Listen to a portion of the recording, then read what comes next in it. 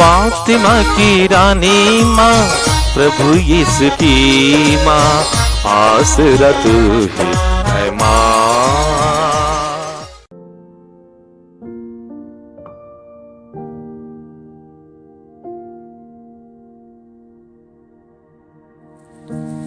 पहला पाठ नबी ईसायास का ग्रंथ, अध्याय 30, पद संख्याएं 19 से 21 और 23 से 26 तक।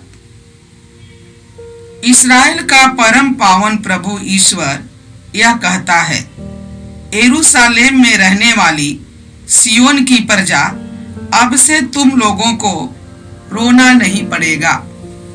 प्रभु तुम पर अवश्य दया करेगा। वह तुम्हारी दुहाई सुनते ही तुम्हारी सहायता करेगा। प्रभु ने तुम्हें विपत्ति की रोटी खिलाई और दुख का जल पिलाया है, किंतु अब तुम्हें शिक्षा प्रदान करने वाला प्रभु अदृश्य नहीं रहेगा। तुम अपनी आंखों से उसके दर्शन करोगे। यदि तुम सन्मार्ग से दाएं या बाएं भटक जाओगे, तो तुम पीछे से यह वाणी अपने कानों से सुनोगे, सच्चा मार्ग यह है, इसी पर चलते रहो। वह तुम्हारे बोए हुए बीज को वर्षा प्रदान करेगा और तुम अपने खेतों की भरपूर उपज से पुष्टिदायक रोटी खाओगे। उस दिन तुम्हारे चौपाए विशाल चारागाहों में चरेंगे। खेत में काम करने वाले बैल और गधे सूप और डालियां से फटकी हुई नमक मिली हुई भूसी खाएंगे। महाबद के दिन जब गढ़ तोड़ दिए जाएंगे, तो हर एक उतुंग पर्वत और हर एक ऊंची पहाड़ी से उमड़ती हुई जलधाराएं फूट निकलेगी। जिस दिन प्रभु अपनी प्रजा के टूटे हुए अंगों पर पट्टी बांधेगा और उसकी चोटों के घावों को चंगा करेगा, उस दिन चंद्रमा का प्रकाश सूरज की तरह होगा और सूरज का प्रकाश 7 दिनों के सम्मिलित प्रकाश के सदृश 7 गुना प्रचंड हो उठेगा। यह प्रभु की वाणी। ईश्वर को धन्यवाद। अनुवाक्य। धन्य है वे जो प्रभु पर भरोसा रखते हैं। धन्य है वे जो प्रभु पर भरोसा रखते हैं। प्रभु की स्तुति करो, क्योंकि वह भला है। दयालु ईश्वर के भजन गाओ, क्योंकि यह हमारे लिए उचित है।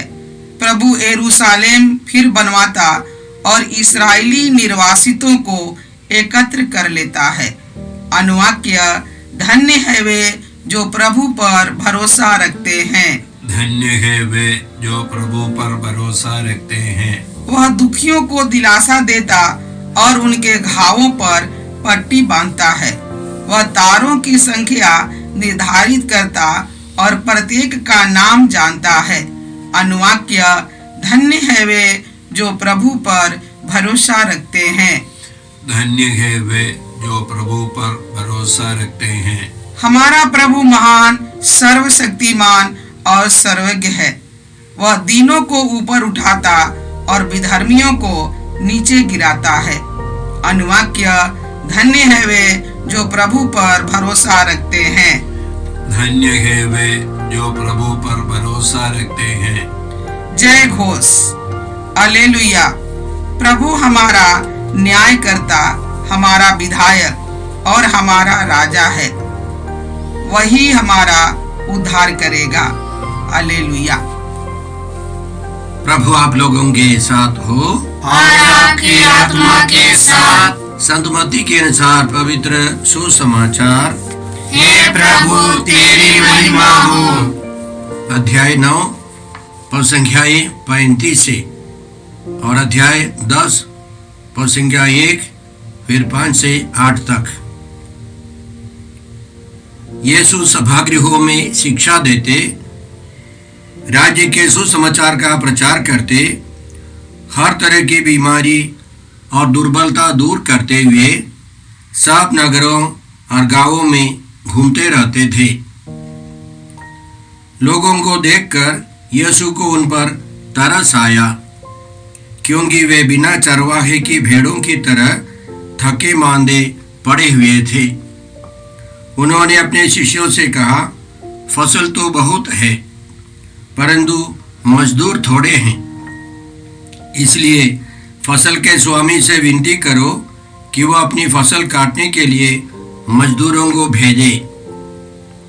यीशु ने अपने 12 शिष्यों को अपने पास बुलाकर उन्हें अशुद्ध आत्माओं पर अधिकार दिया और अशुद्ध आत्माओं को निकालने तथा हर तरह की बीमारी और दुर्बलता दूर करने की शक्ति प्रदान की।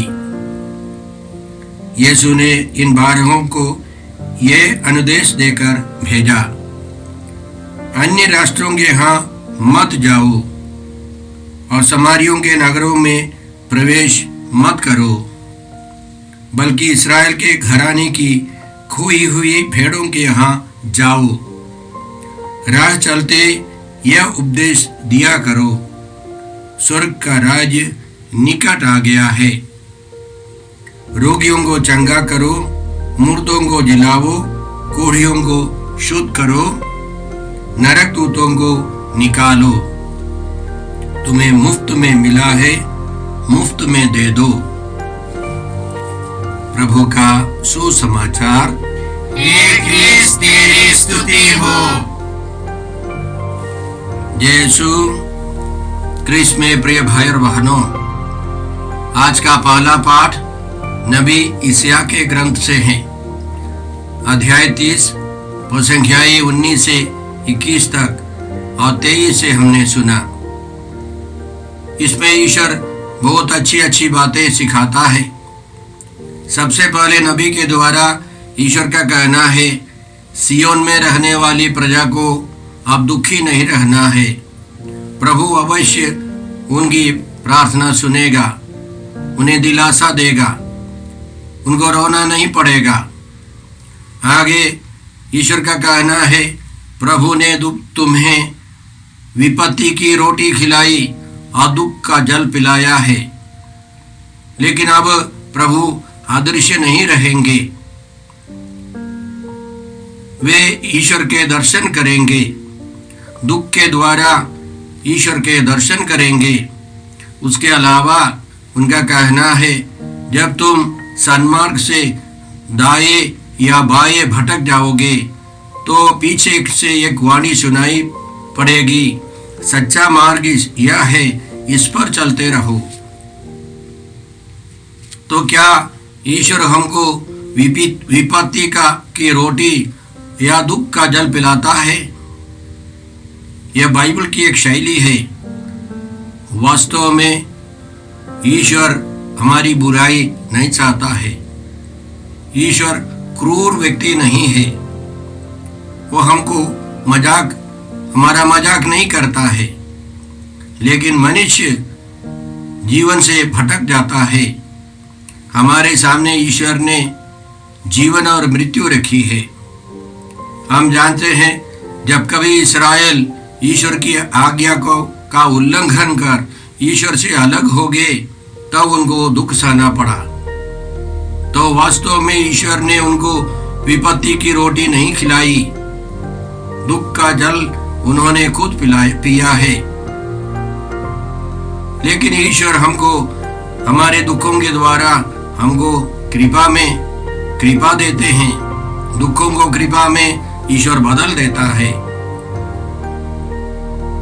संत पौलुस हमको समझाते हैं, जो दुख ईश्वर की इच्छा के अनुसार स्वीकार किया जाता है, उससे ऐसा कल्याणकारी हृदय परिवर्तन होता है कि खेद का प्रश्न ही नहीं उठता। उनका कहना है, हर दुख तकलीफ में, कुरिन्थियों के नाम दूसरे पत्र अध्याय 1 में संख्या 3 से हम लोग पढ़ते हैं, पिता ईश्वर हर दुख तकलीफ में हमको दिलासा देता रहता है, जिससे हम दूसरों को भी दिलासा दे सके। आगे उनका कहना है, हमारे दुखों के द्वारा दूसरों को सांत्वना और मुक्ति मिल सकती है। संत पेत्रुस अपने पत्र में पहले पत्र अध्याय 4 पद संख्या 1 और 2 में लिखते हैं, मसीह ने अपने शरीर में दुख भोगा है, इसलिए आप भी शस्त्र की तरह यही मनोभाव धारण करें। जिसने अपने शरीर में दुख भोगा है उसने पाप से संबंध तोड़ लिया है, माने ईश्वर से संबंध जोड़ लिया है, और उसे मानवीय वासनाओं के अनुसार नहीं बल्कि ईश्वर की इच्छा के अनुसार शेष जीवन बिताना चाहिए। तो हमारे जीवन में दुख तकलीफ होता है।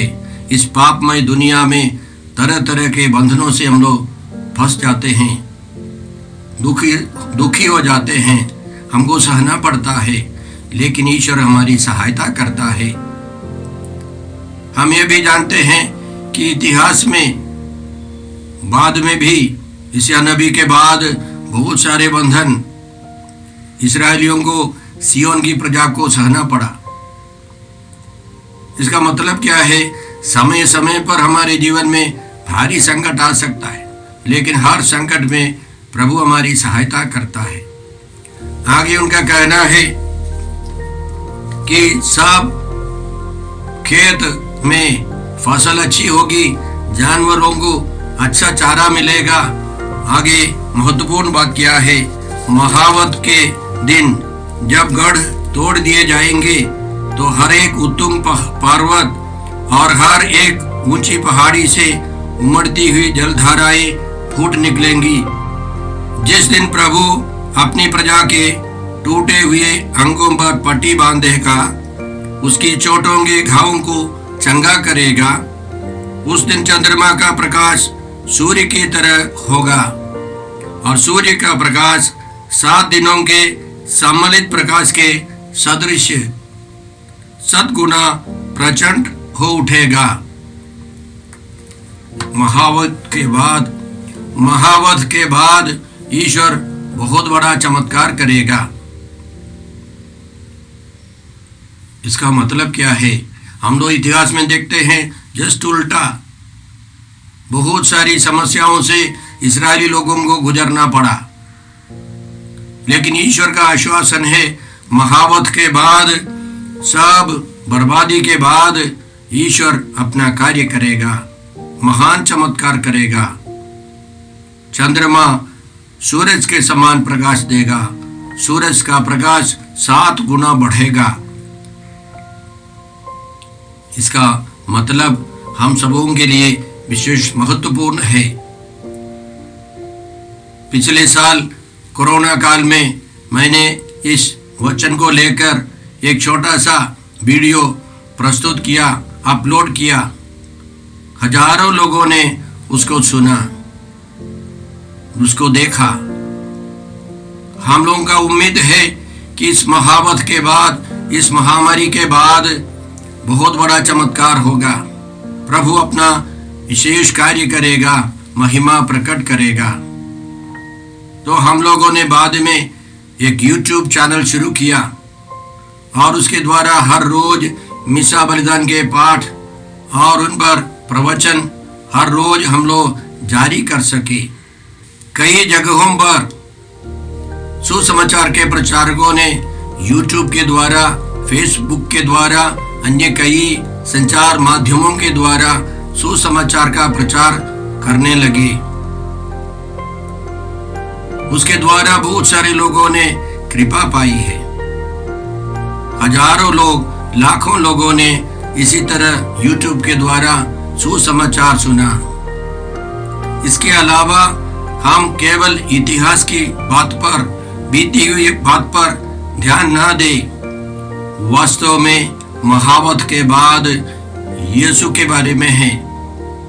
प्रभु यीशु नहीं आए तो ये वचन सब हम लोगों को निराशा दे सकते हैं। कारण क्या है? महामारी की शुरुआत में हमने सोचा कि यह समाप्त हो जाएगी, फिर दूसरी लहर आई, अब तीसरी लहर यूरोप में सब फैल रही है। वास्तव में यह प्रवचन यीशु में पूरा हुआ है। यीशु आए हैं, यीशु ने हमारे लिए महान कार्य किए हैं, इसलिए हम भरोसे के साथ तैयारी में है। यीशु से मिलने के लिए।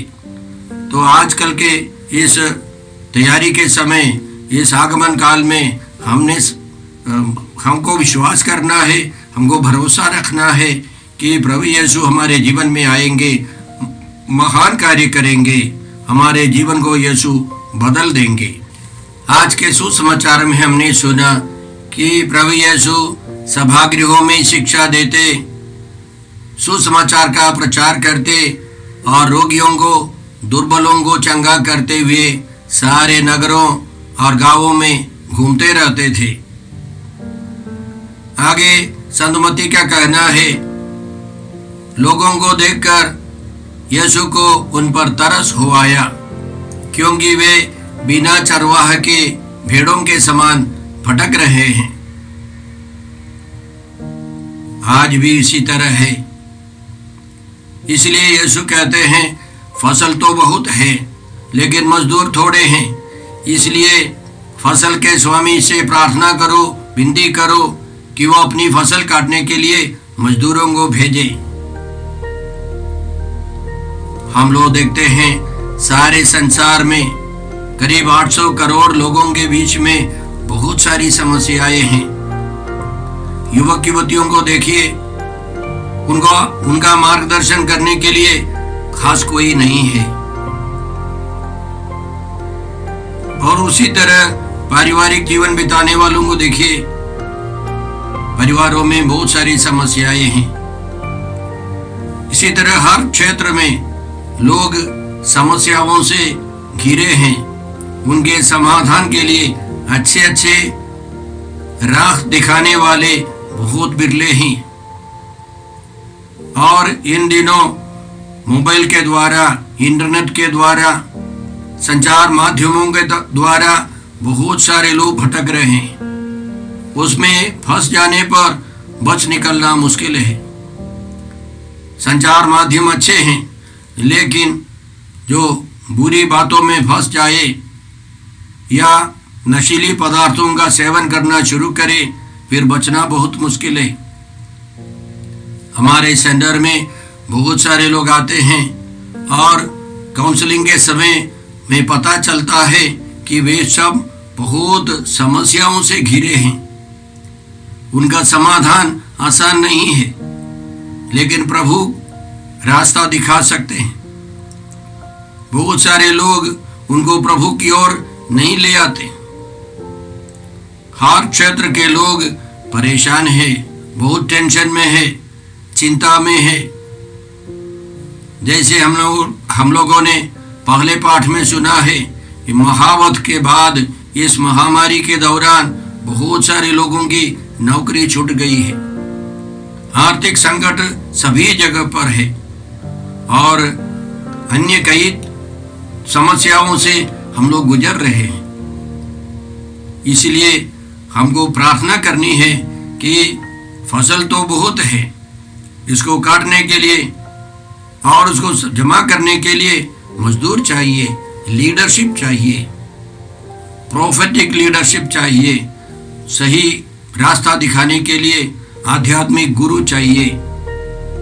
मैं समझता हूँ एक मूसा नहीं, अनेक मूसा चाहिए। एक पेत्रुस या एक यूहन्ना, एक पौलुस नहीं, अनेक पौलुस चाहिए, अनेक पेत्रुस चाहिए। तभी ये दुनिया को हम लोग सही रास्ता दिखा सके। हमें प्रार्थना करनी है। आगे प्रभु यीशु ने अपने शिष्यों को वही अधिकार, अशुद्ध आत्माओं पर अधिकार दिया, रोगियों को चंगा करने का अधिकार दिया और उनको भेजा है। वे प्रशिक्षण में है। सबसे पहले इस्राएल की खोई हुई भेड़ों के पास जाना है, क्योंकि वे प्रशिक्षणार्थी है। शुरू में वे लोग उतना सक्षम नहीं है, लेकिन यीशु प्रशिक्षण दे रहे हैं। उनको कहना है, राह चलते घोषणा करनी है, सुसमाचार की घोषणा करनी है। समय पूरा हो चुका है, ईश्वर का राज्य निकट आ गया है। रोगियों को चंगा करना है, मुर्दों को जिलाना है, अशुद्ध आत्माओं को निकालना है। यह हर एक विश्वासी का कर्तव्य है। आज यीशु हमारी खोज में है। यीशु को हमारे हाथ चाहिए, हमारे शरीर चाहिए। हमारे द्वारा यीशु अपना कार्य जारी रखना चाहते हैं। हम देखते हैं इस दुनिया में लाखों करोड़ों युवक युवतियां भटक रहे हैं। हम उनके लिए विशेष रूप से प्रार्थना करें कि वे पश्चाताप करें, प्रभु की आज्ञाओं के अनुसार जीवन बिताए, साथ साथ वे अन्य लोगों को भी प्रभु की ओर लाए, तब यशायाह नबी का वह प्रवचन पूरा होगा। चंद्रमा सूरज के समान प्रकाश देगा, सूर्य का प्रकाश 7 गुना बढ़ेगा।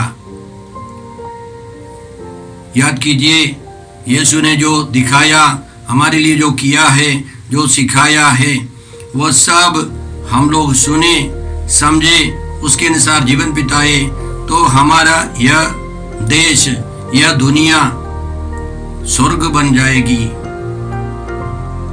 लेकिन हम लोग बाहर देखते हैं नरक के दृश्य। इसीलिए इस आगमन काल में हम अपने लिए और सभी लोगों के लिए प्रार्थना करें कि हम यीशु के पास आए। कहीं पर भी महावत हो, महामारी हो, हम प्रभु यीशु के पास आए। यीशु ही हमारी मुक्ति कर सकते हैं, दूसरा कोई मुक्ति नहीं दे सकते हैं।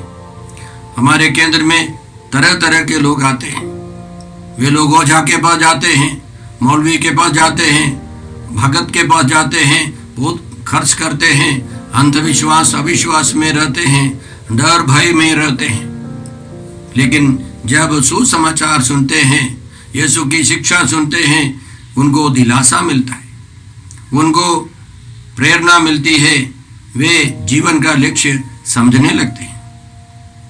आइए हम प्रार्थना करते हैं कि इस आगमन काल में हर ख्रिस्त भक्त, हर विश्वासी सबसे पहले यीशु की शिक्षा के अनुसार, यीशु के पुण्य कार्यों के अनुसार जीवन बिताए और अन्य सभी लोगों को प्रभु के पास लाने के लिए प्रयास करें।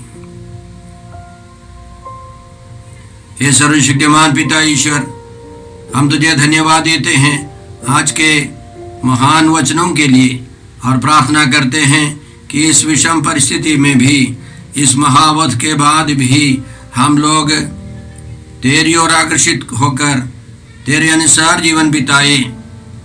हम यह प्रार्थना करते हैं प्रभु क्रिस्त के द्वारा।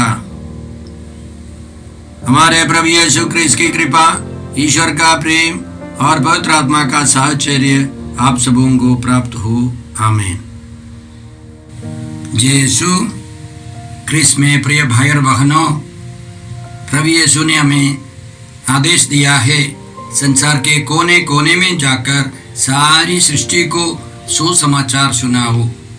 सुसमाचार सुनने के लिए और सुनाने के लिए एक अच्छा मौका है। आप कृपया इस चैनल का सब्सक्राइब करें, लाइक करें, शेयर करें, बेल आइकन दबाएं ताकि यहाँ की नई वीडियोस की सूचना आपको मिलती रहेगी। साथ साथ आप दूसरों को भी प्रेरणा दें इसका सब्सक्राइब करने के लिए। याद रखें, कल के मिसा के दैनिक पाठ और उस पर टिप्पणियाँ आज ही दोपहर के बाद हम लोग अपलोड करते हैं। कृपया आज ही उसको सुनकर कल की तैयारी करें। प्रभु यीशु आपको और आपके परिवार को 100 गुनी आशीष देंगे। जय यीशु।